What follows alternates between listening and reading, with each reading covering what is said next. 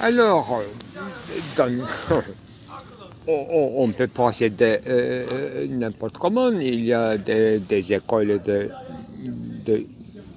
programmes suivis pour un cours de dessin, duquel je ne suis jamais passé, mais même à l'école, dans le lycée, même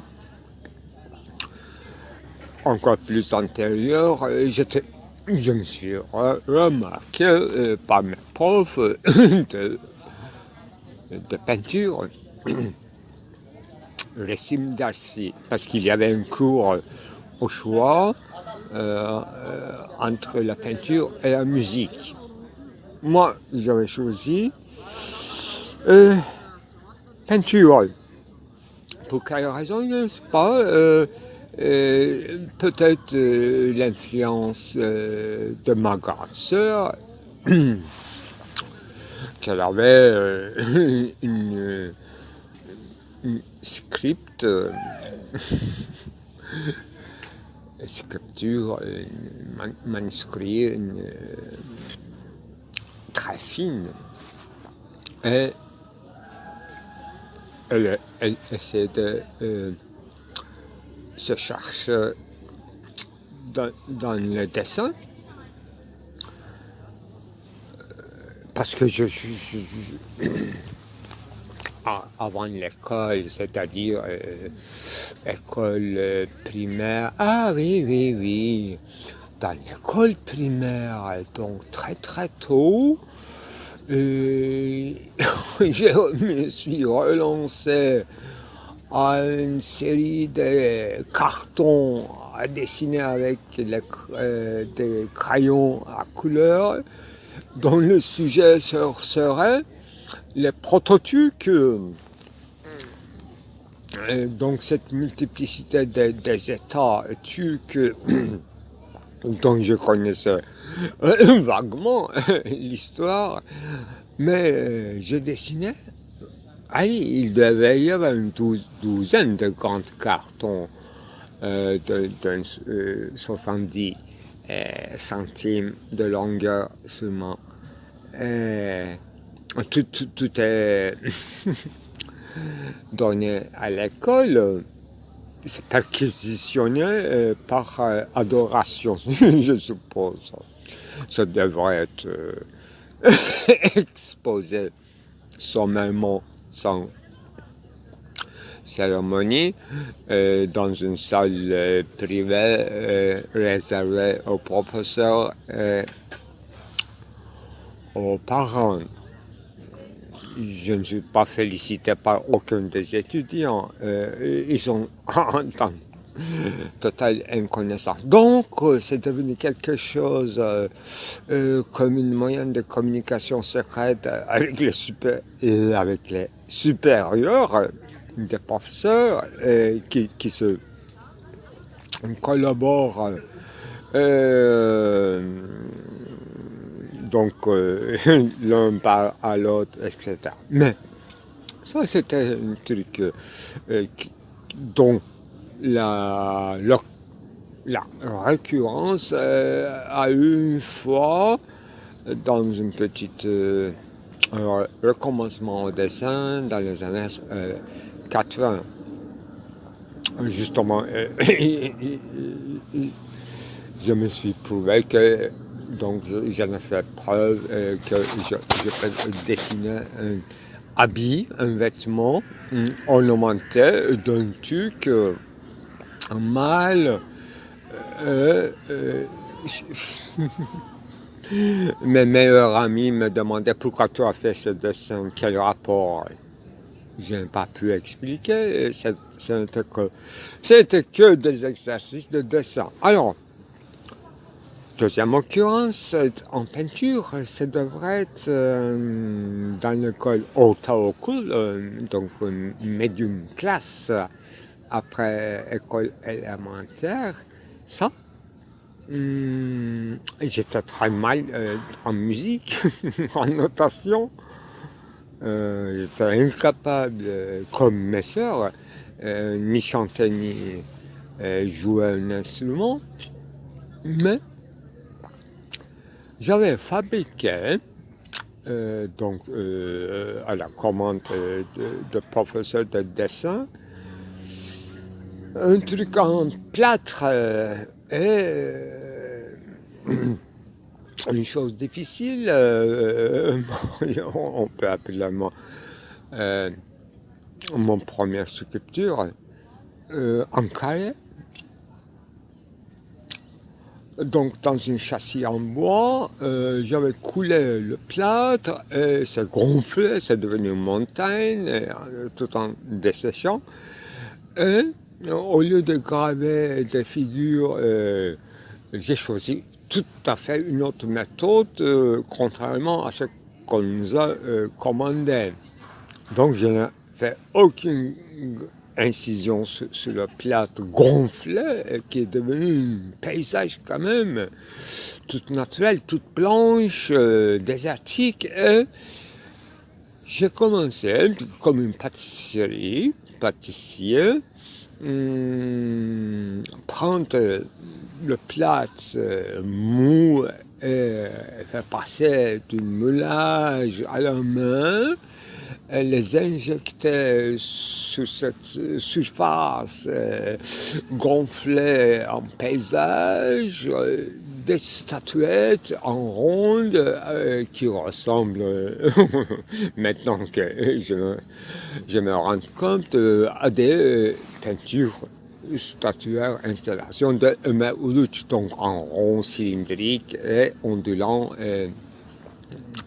qui s'entrelacent. Wow. Et en plus, je les avais peints avec des touches de pinceau, avec les couleurs très vives qui ressemblent à des escargots, plutôt à des, comment on appelle, voilà, non pas des hérissons, mais voilà, vous avez compris, tout ce qui est de l'autre écorce animale. Donc, j'avais plein de petites bêtes bizarres qui ressemblent assez de loin à des statuettes kinétiques de Tinguely ou ce qui orne les bassins de Paris, de Saint-Georges, Pompidou, Niki Saint-Phal, voilà. Ce n'était pas kinétique, c'était complètement statique, mais en coloration, effectivement, pour mon âge, c'était extrêmement convenable. Ce genre de couleurs très vif. Mon professeur de dessin, elle était écoulée, elle s'était écoulée. Elle voulait posséder cette œuvre, et cette œuvre a disparu tout de suite, j'en ai fait la donation. Donc, en lycée, cette fois-ci, j'étais dans une classe d'une manière très consciente de la peinture, et après tous les cours, le soir, en hiver, et dans les heures tardives, on travaillait dans un grand atelier quand même, et plein de tableaux froids, et un grand artiste qui avait laissé ses œuvres qui ressortissant et travaillant dans notre lycée, et donc cette coloration chromatique nous imposait moi-même. J'étais seul avec lui, mais dans un grand espace, on se voyait très rarement.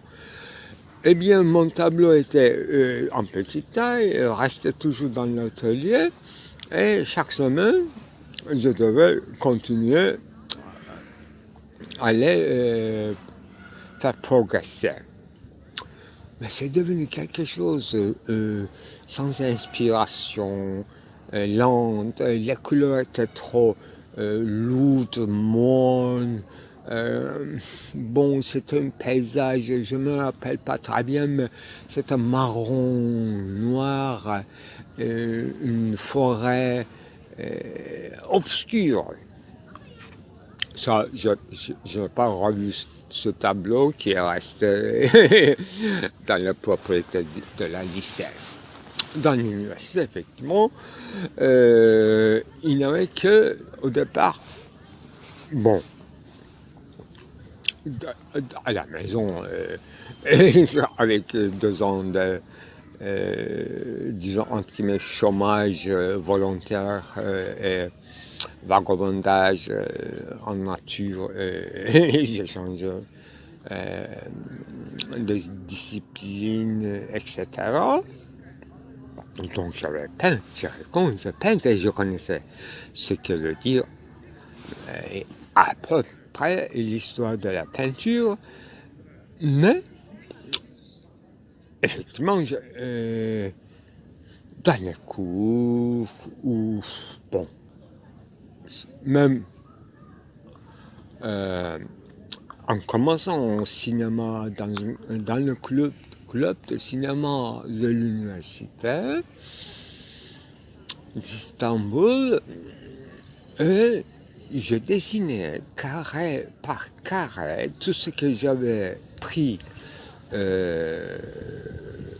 comme séquence, je les caricaturisais et j'annotais pour rappel. C'était qu'une minimum technique. Donc, ce dessin accompagné sine qua non, de manière instructive nécessaire, toute la durée du tournage. C'était une affaire de minimum technique. Mais à part ça, effectivement, j'ai dessiné en petite taille des figures jamais vues et j'avais finalement découvert ma ligne à moi, le trait qui m'appartient, qui n'a pas trop changé finalement. Qu'est-ce que je veux dire? Maintenant, enfin, en passant à la peinture à couleur, effectivement, c'est un peu dans le cinéma, passer du muet à un cinéma sonore, parce qu'on tournait en muet,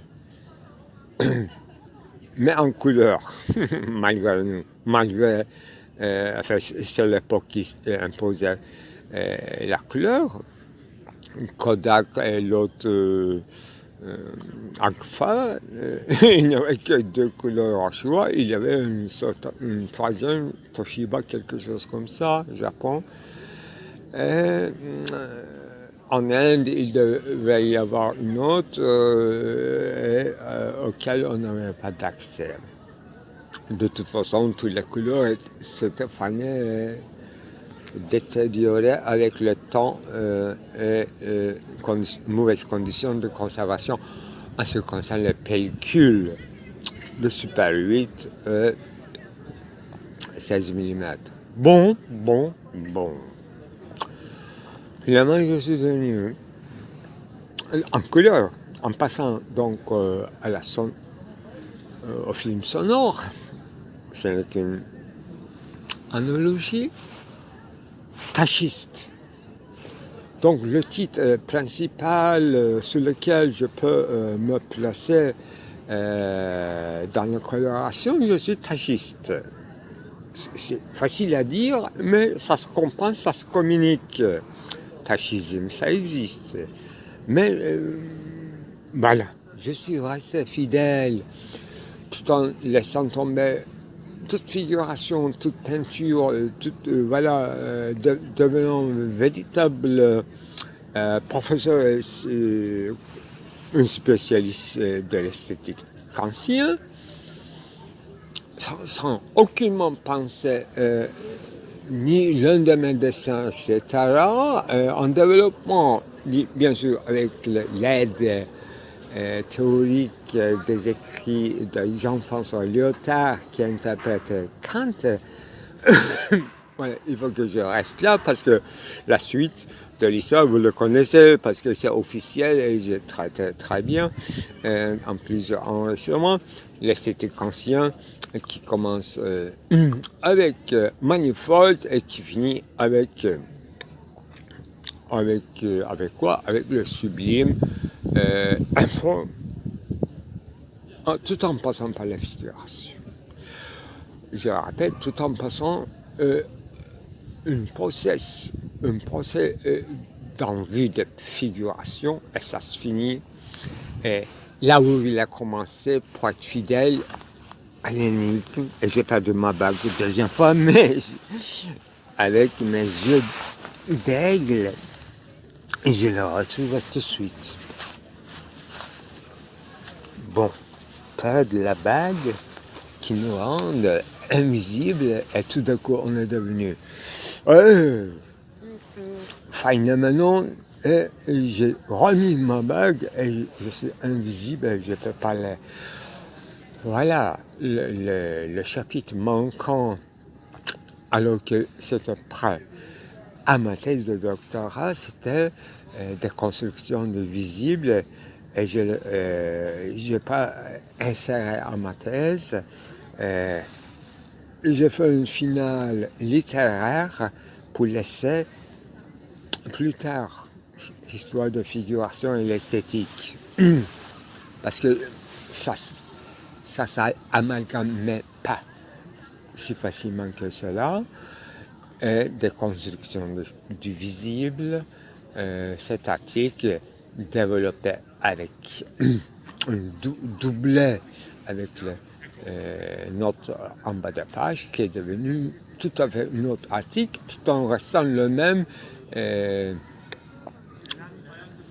Il faut le voir, en fait, la moitié du texte principal, matriciel, et l'autre moitié se constitue des notes en bas de page dont le volume est égal au texte principal qui est publié dans mon second livre, Gıyabında Yedineler, à l'absence de, à la place de, et un peu orienté à force de choses à la peinture, sans entrer trop en détail, de Ismet.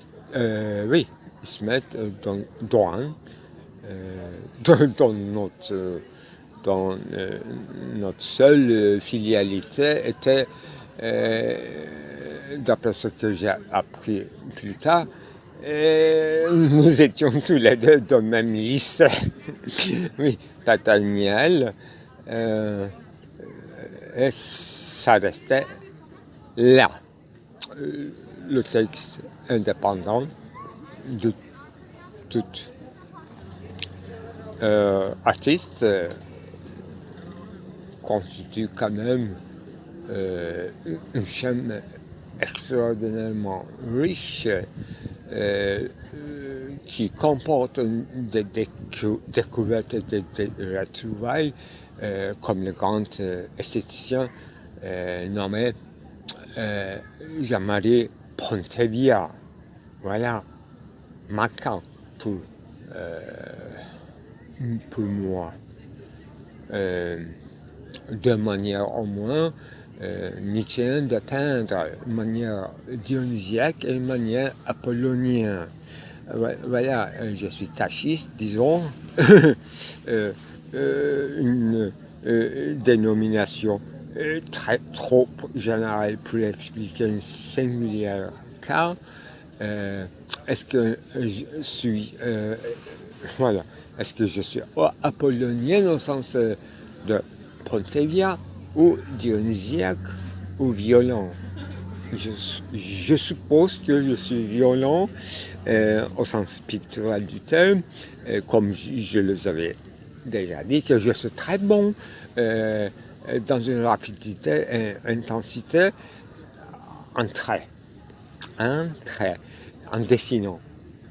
Et également, utilisant la peinture comme un pinceau, comme un crayon, finalement. C'est interchangeable. C'est dangereux ce que je dis, interchangeable, substituable. J'ai des couleurs, des pots de couleurs, la paix apollonienne. Avant que je découvre quand même Jean-Marie Pontellier, grâce peut-être à cette grande préface à son œuvre sur ma posthume, par Jean Lacoue-Labarthe. J'avais étudié Lacan en ce qui concerne sa théorie de peinture. D'où vient l'histoire de paix apollonien et une violence dionysiaque. Ce sont des termes lacaniens que, je suppose, Jean-Marie Pontellier a su très très bien exploiter, utiliser, développer dans son propre domaine. Voilà. Pour des derniers mots, habits, un simple cache-sexe ou bien une toile d'araignée, glavieux, toile, bon, c'est encore connivence avec le propos de Jean Genet et Glas de Derrida. Je me rappelle d'un tableau de Carnac qui s'appelle, intitulé Borgias, Lucrèce Borgias, avec un couteau à la main et toute nue, une femme très légèrement habillée ou cachée, voilée par une toile transparente. Quel rapport? Voilà, un mur blanc qui cacherait une nudité, un écran comme prétexte pour peindre. J'en reste là. Tiens, je vais parler tout à coup de vêtements, de manière vestimentaire. Se vêtir, se dévêtir. Qu'est-ce que ça veut dire? Vête. Alors, la peau, c'est contre peau, c'est contre nature. Citation d'Aristote. Et pourquoi pas troisième nature et troisième peau, et comme s'il s'agissait de la première peau, la peau, c'est-à-dire l'épiderme initial, mais quelle priorité de l'épiderme? Il ne s'agit pas d'un épiphénomène, mais d'une épigénèse de notre peau qui ne nous appartient à peine. C'est comme une chemise de Junaid. Nous, on nous a prêté un habit, un vêtement, une chemise qu'on appelle notre corporalité vue de l'extérieur. Voici une question, une analyse, une réduction phénoménologique mélangée avec les clés de songe qui n'existe plus parce qu'il n'y a que un mouvement de métamorphose, ça aussi c'est dépassé. Nous n'avons qu'une Durcharbeitung, ça travaille, c'est comme le travail de l'inconscient, mais ceci dit que conscient, Bewusstsein, Zimmer, c'est la chambre obscure de la conscience. Une citation de Friedrich Nietzsche, qui est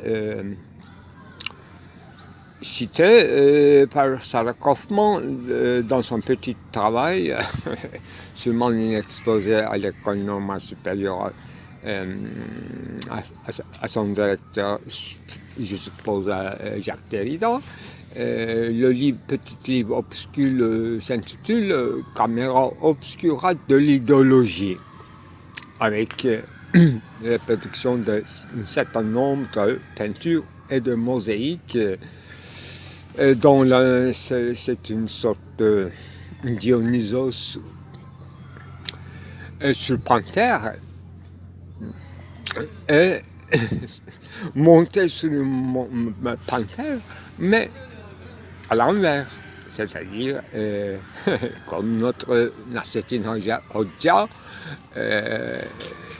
une mémorial énorme, un sophiste, performateur par ses petites historiettes, très efficace en Anatolie et dans tous les Balkans, et dont il est connu par son âne sur lequel il montait à l'envers. Voici nos souches insondables. Alors,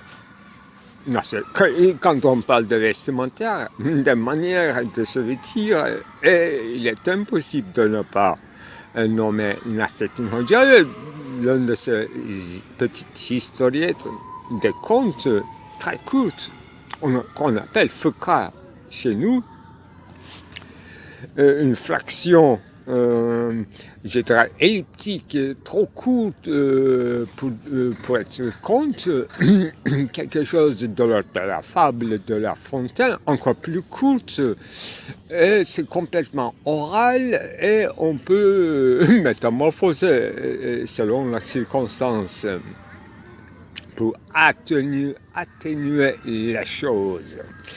Alors, en ce qui concerne son fourrure qu'il a obtenue d'une certaine façon, qui était du peuple, il n'est pas riche, il ne peut pas se montrer dans la rue avec son toison ou fourrure, je suppose à couleur verte, parce qu'il y a une turcu, une chanson populaire en turc, donc jamais grande littérature ni grand art, mais c'est comme les troubadours, dont l'un, c'est complètement inconnu, mais dans mon enfance, j'écoutais cette chansonnette qui s'appelait Midul Beyin Yeşil Kürkü. Donc, c'est fourrure verte de Monsieur le Président. C'est ça, le titre, le rituel de cette chansonnette, qui à mon avis, de front en comble, conservatrice, un chant qui conteste avant l'insurrection. C'est-à-dire qu'il y a une critique du pouvoir, des pouvoirs, des figures de pouvoir, des hauts fonctionnaires qui viennent en Anatolie pour ramasser bien sûr leur tribut pour la contribution publique, pour faire la guerre ou pour faire de grandes mosquées monumentales, le temple de Jupiter transformé en mosquée, etc. C'est le destinalité d'Anatolie. Alors, revenons à notre petite historiette de Nasreddin Hoxha. Il était invité à un symposium, à un banquet. Donc, comme il est quelqu'un de modeste, mais habillé par hasard avec une fourrure que je suppose en couleur verte, donc c'est très étonnant, très riche, ça fait très raffiné, très excentrique, très, voilà, très en vogue, et sans pareil. Donc la conclusion, chez les autres, elle est sous les yeux de ceux qui reçoivent ces autres. Il est quelqu'un inconnu, mais certainement d'une grande notoriété dans ses contrées à lui. Il est en visite dans notre petite bourgade et on l'accueille, on lui montre l'hospitalité, on lui offre des boissons et des canal laqué, des dindes bien cuites, remplies, farcies et tout. Et il est étonné de cette générosité et il mange, rapidement, il a un stomac rempli. Eh bien, mais tous les offres en nourriture, en musique, en femmes, en danseuse, en racasse, en boy, ça continue. Donc il ne peut plus manger et ni goûter le plaisir mondain et il commence à se parler dans son justement, comme on dit dans la littérature, n'est-ce pas, que Sylvia Agacinski en a fait le titre de son livre.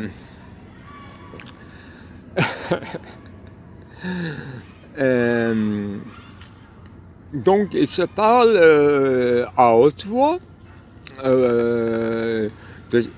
de sorte que les autres puissent entendre sa voix. C'est une théâtralité, c'est une astuce théâtrale, et il se dit en public et à haute voix, alors mange mon frère, mange. Toute cette générosité, c'est pas pour moi, mais c'est pour toi. Voilà. Ce qu'il avait en théorie, Platon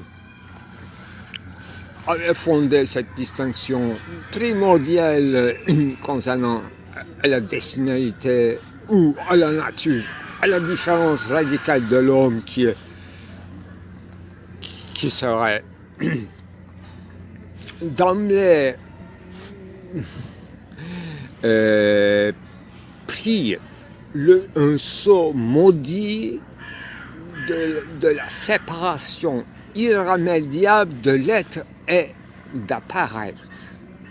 C'est ça, l'apparence. Donc, suivant cette grande doctrine inébranlable, et Nasser Nadia étant un platonicien, néo-platonicien, malgré lui, sans connaître Platon, parce qu'il est complètement inculte, et un sage, un véritable sage, et une forme d'ironie, lui-même, sa figure, son nom emblématique, des constructeurs de bons heures.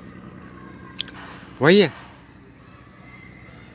vestimentaire, peau, épiderme, intérieur, extérieur, être, paraître, apparence, Erscheinung.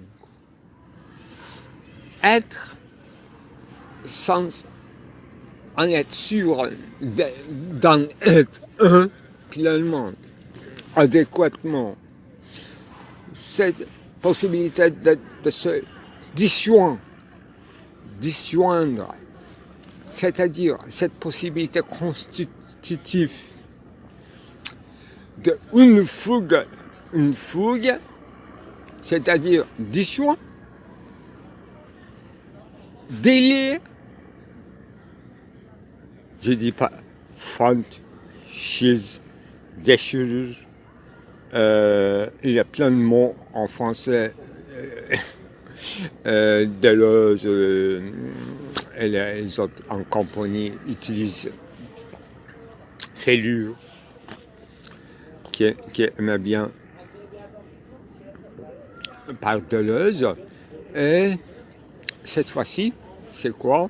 C'est une fissure, une fissure fondamentale, d'où vient le concept de différence ontologique d'ailleurs, la différence de l'être et de l'instant. Ce n'est qu'un autre stade d'un platonisme chez Heidegger. Hein. Je l'accuse de rester non pas cartésien, mais cette fois-ci encore pire, platonicien. C'est la deuxième fois que je le dis,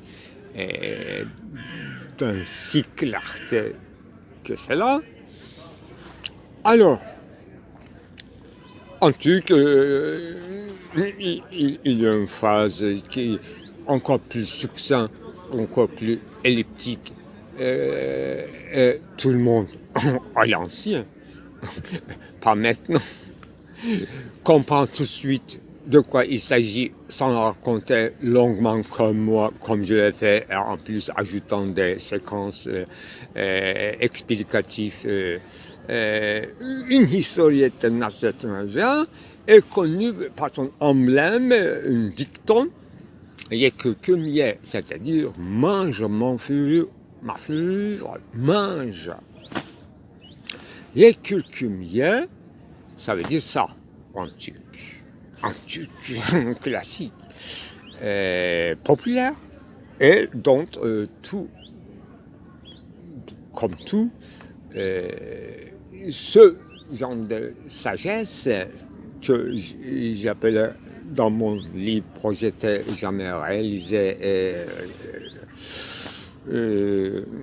toutes mes préoccupations, c'est continuer à l'achever du manière inachevé, dont le titre est prêt depuis des années, et l'édition perdue. C'est-à-dire sagesse perdue et l'édition perdue. Le mot édition sent un peu faux, apparemment, dans une oreille francophone, alors que l'édition égale à la sagesse. Un érudit, un sage, mais érudition, effectivement, devenue péjoratif, devenue quelque chose, une pensée non systématique, une certaine fausse érudition encyclopédique qui ne sert à rien et qui n'arrive pas à se systématiser. Donc, une compilation, etc., une péjoration de ce mot. Et moi, je traite ce sujet dans ce livre qui correspond effectivement à mon cœur. Mais qui va juger qu'il s'agit d'une tournure dans ma carrière, alors que je suis en train de, depuis assez longtemps, essayer de démontrer que j'étais déjà toujours déjà dans c'était comme ça. Il ne s'agit pas d'une guerre, mais il ne s'agit que de enlever un par un, sinon comme les cartes jeux qui s'écoulent l'un par l'autre en série, enlever les par avant. Voilà le mot secret. D'emblée traité dans mes discours, paravane, problémata, façade, un rideau, un écran, un vitrage, au sens d'un écran de cinéma, un tissu finalement, une toile, donc la peinture également. Une façade, une apparence, une simple apparence, ce qu'on avance comme prétexte, voilà, problématique, comme l'enfance, etc. Voilà, on est retombé dans notre syllogisme en soliloque interminable, qui veut dire une analyse assidue. C'est-à-dire que l'épithème, ce que je comprends de vêtements comme paravent, comme façade, comme écran, pourquoi pas un écran, c'est-à-dire une geôle, un soma, un tonneau, une caverne, un enfermement, et comme le célèbre titre d'un livre qui traite le postmodernité, c'était quoi? Dil Hapisanesi, prison du langage. Donc j'ai oublié momentanément l'auteur, mais c'est traduit en turc, Dil Hapisanesi, donc prison du langage. Donc tout est de l'autre, de l'enfermement et de façade, et de murailles, de murs, une possible feinte, fissure, qui servirait à se faire communiquer l'intérieur et l'extérieur, et l'apparence est qui sera une porte étroite pour et en ombre, en vue de la vérité. Tout simplement. Tout mon souci théorique avec les mots et des termes, des idiomes, quasi-concepts qu'on a appris, qui est permis à partir de Deleuze et de Derrida. Voilà. Mais quasi-concepts, comme ceux de Derrida étaient entame, hymen, c'est ça. Qui changeait d'un article à une autre, et qui n'arrivait pas à être un concept au sens kantien qui renvoie à un objet déterminé, capté, reçu d'une manière identique dans son essence, dans sa structure, à structure par l'entendement. Un concept appartient toujours à l'entendement, mais un quasi-concept se joue, alors pour parler en termes de kantien, entre encore une imagination qui se joue, qui ne se stabilise pas sur des schèmes fixes, et un entendement qui a besoin de concepts, mais qui se contente et qui se satisfait à force de choses, des quasi-concepts en liaison avec le jeu de l'entendement, du jeu de l'imagination. Ce domaine était nommé par Kant sphère esthétique et domaine des jugements esthétiques, autrement dit, jugement réflexif. Voilà. C'est pas un meilleur concept, réflexivité, parce que réflexivité vient du reflet, donc Yancy, donc ça nous renvoie à une certaine image de narcisse, une image narcissique, et à un enfermement initial, donc à une boîte noire, un écran, encore un tonneau, encore une caverne de la nuit platonicienne. Cette dernière expression qui m'est trop chère vient d'un grand écrivain anglais, apparemment.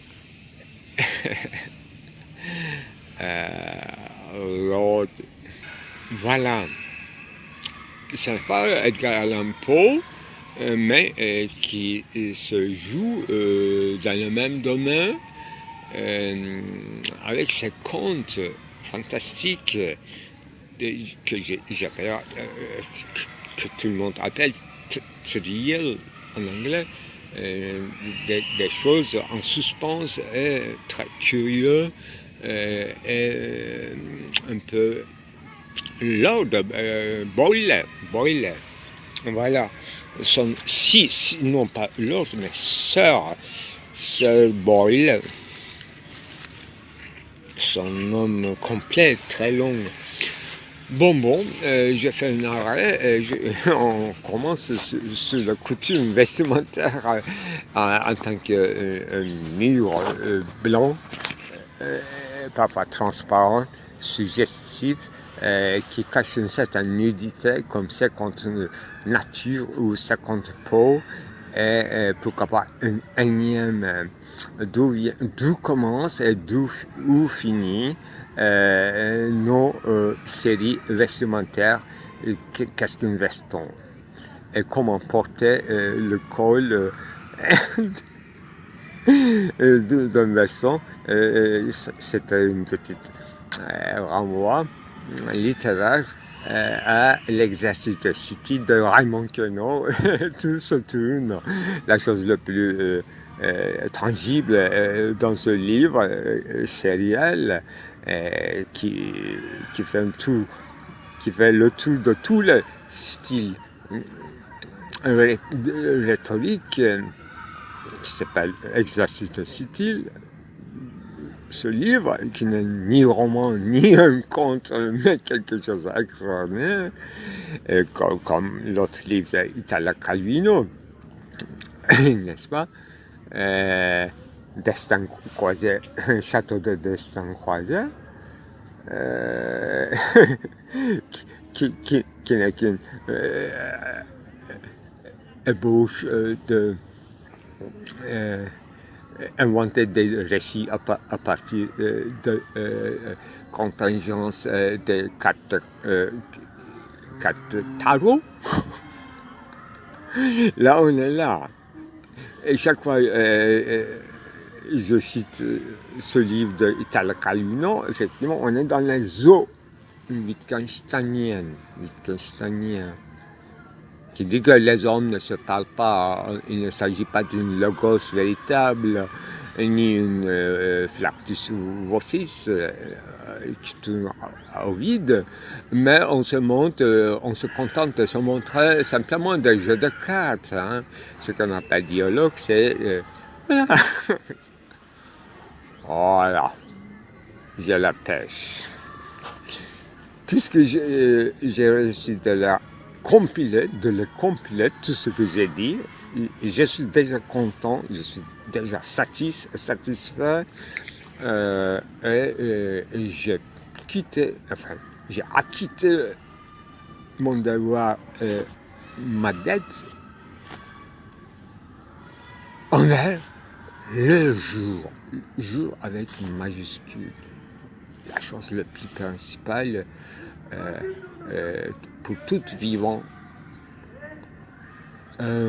sur cette terre, sans pareil, imparable, et pour chaque vivant n'a pas la même signification le jour. Il y a des Augustus Béger, n'est-ce pas, des cigales qui ont une espérance de survie très courte, mais trop chargée en vie. Voilà, il faut y retourner classifier un cigale, n'est-ce pas, depuis La Fontaine.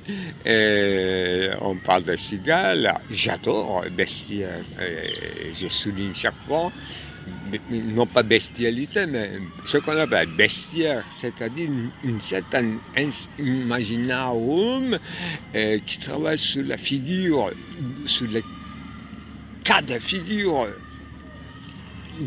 animale pour nous raconter des morales.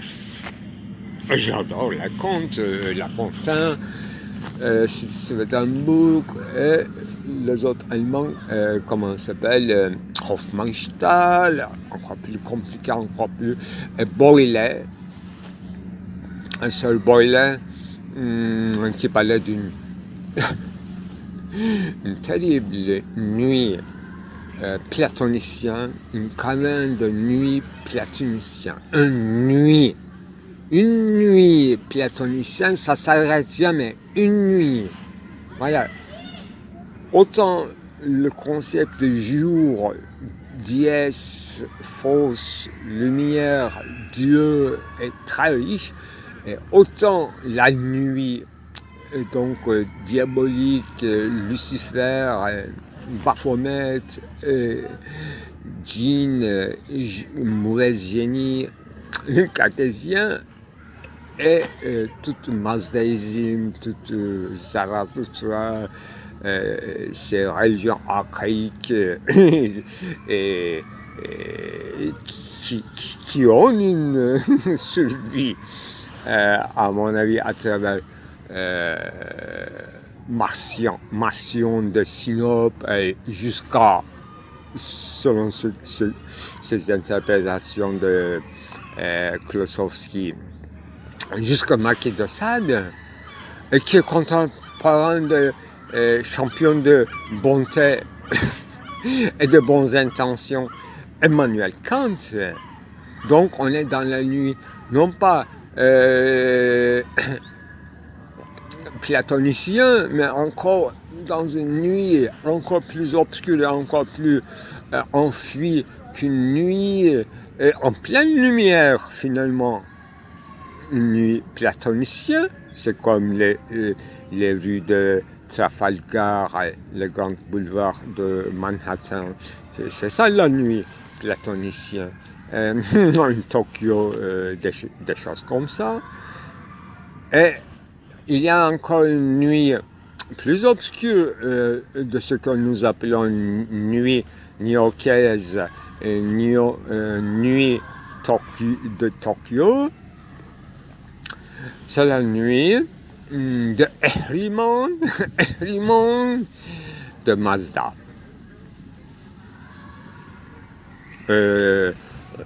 Pour clore la séance, j'ajoute que peut-être première ou deuxième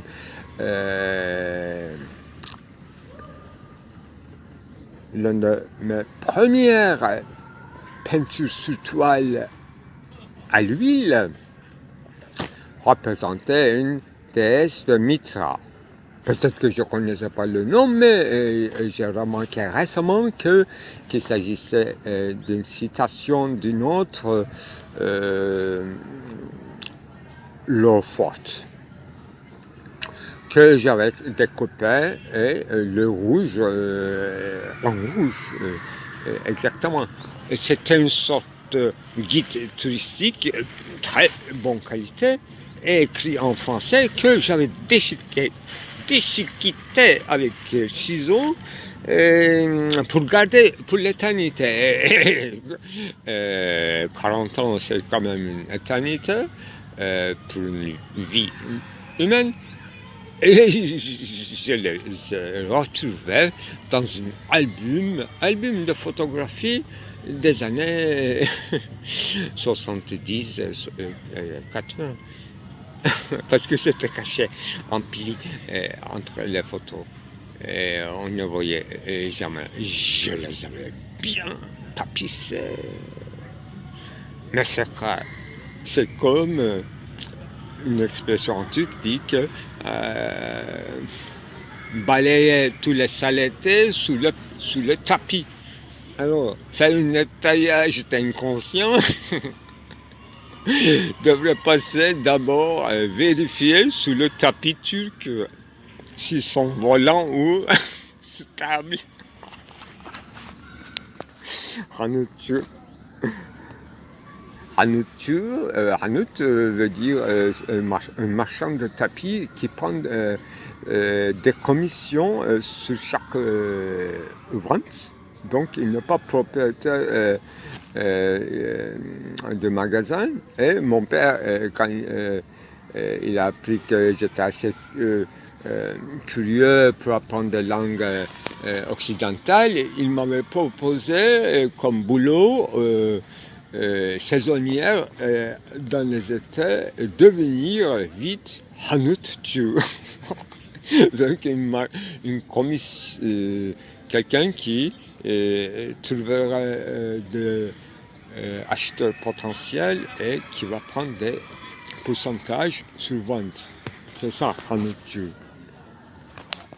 Je ne suis jamais devenu une hanouttu, mais j'adore les tapis, mais j'attends surtout afghans, azéris, et quand il s'agit de clim, j'adore les clims d'Afghan. Un jour, comme l'un de ces jours en automne ou en printemps, peu importe, j'étais dans le cimetière, non pas mixte, mais conjointe, un cimetière arménien, un cimetière grec à Istanbul. Ce qu'on appelle Çamlıca, district Acıbadem. Eh bien, je suis tombé sur une tombeau anodine, mais dont le nom inscrit engravé sur le marbre n'est pas très anodin, Sorterik. J'ai inventé tout de suite une histoire de famille large, etc. Sorterik,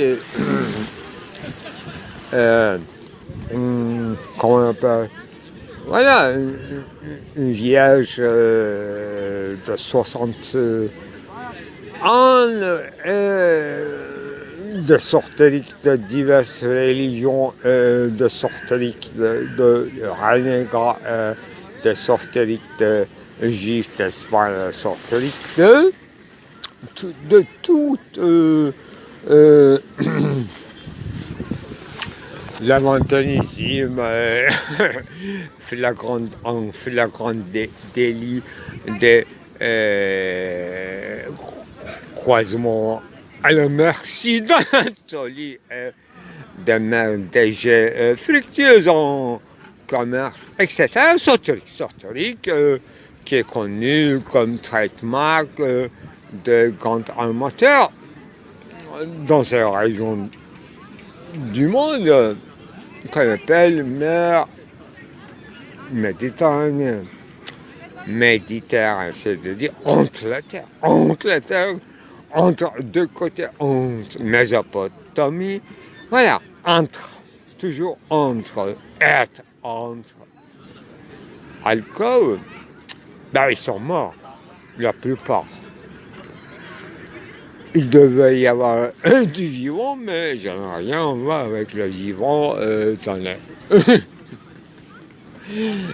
les journaux. Leurs journaux de magasins de la vie de nuit, capté instantanément sans vouloir à son insu,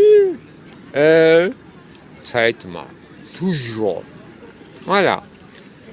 Donc, ici maintenant, en sortorique, ce n'est qu'une norme de la poésie turque, dont marque d'appartenance, d'origine, appellation, appartient à la poésie turque, dont l'utilisation est autorisée et limitée.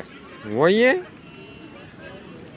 Vous voyez l'habitat de ci et la souveraineté du poète?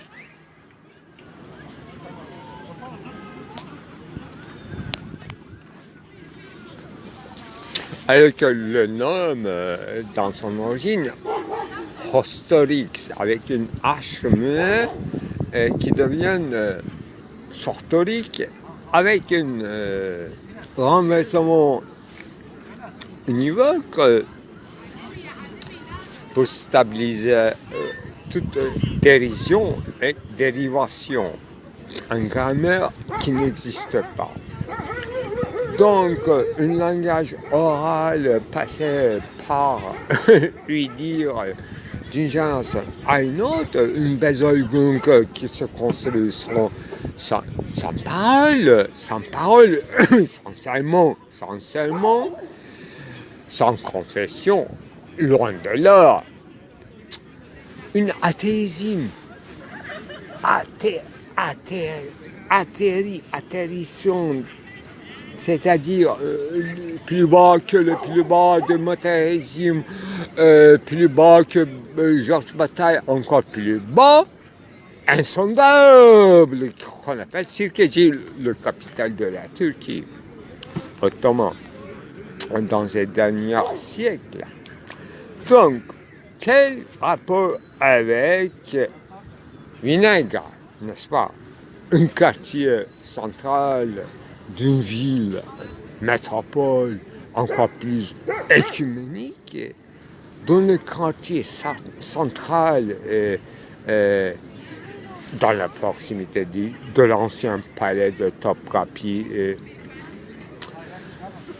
serait appelé Sirkeji, c'est-à-dire vinaigre, manchon de vinaigre. Alors là, vinaigre, quel genre de vinaigre? Et quel est son âge? Quelle est son distillation? Quelle est son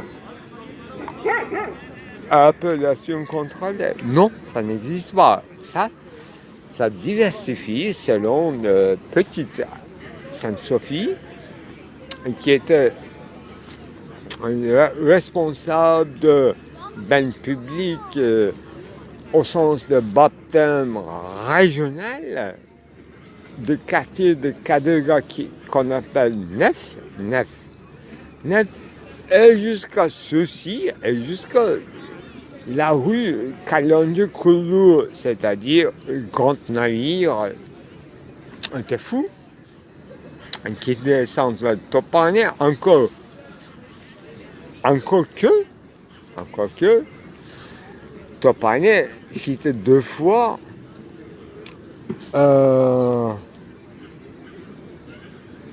ce n'est qu'une usine de métallurgie, lourd métaux,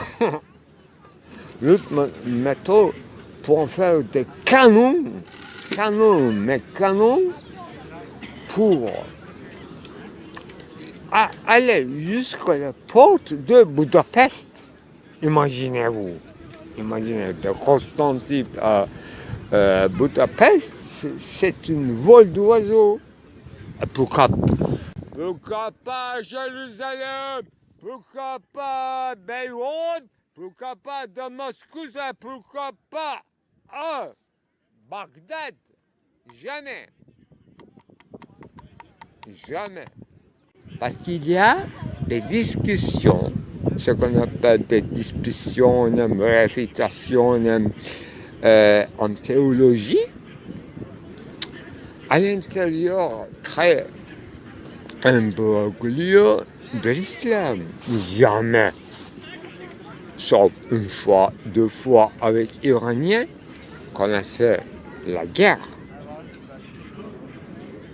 Avec les chrétiens, on ne peut pas faire la guerre parce qu'ils sont en slaverie, en orthodoxie, et ils sont prêts à diriger n'importe quel souverain terrestre, alors que, papauté, manigance, avec les Vikings, avec les Normands, avec les souches féodales, qui tiennent l'eau,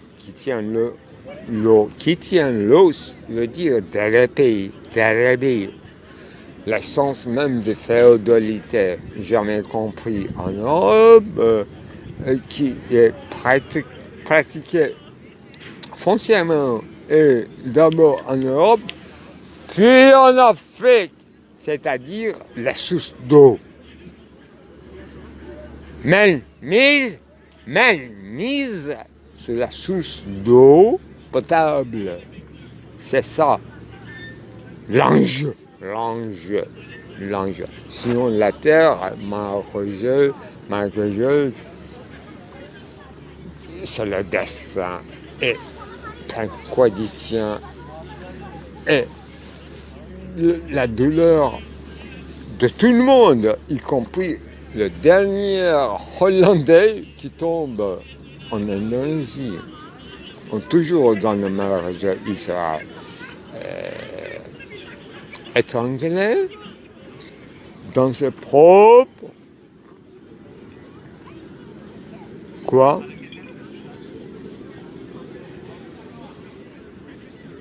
Que peut être ça?